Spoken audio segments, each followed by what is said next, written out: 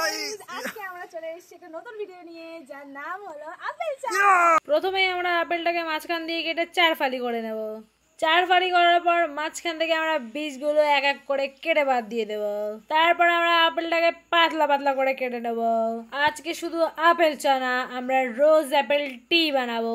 এমন প্রত্যেকটা পাতলা পাতলা করে কাটার পর দেখুন আমি কিভাবে সাজিয়ে নিই। আমার বিশ্বাসই হচ্ছে না আমি একটা আপেল চা খাবো বলে আমাকে এত কষ্ট করতে হচ্ছে। এমন পাতলা পাতলা করে কেটে নেওয়ার পর আমি একটা প্লেটে এগুলো নিয়ে একটু ঢং করে নেব।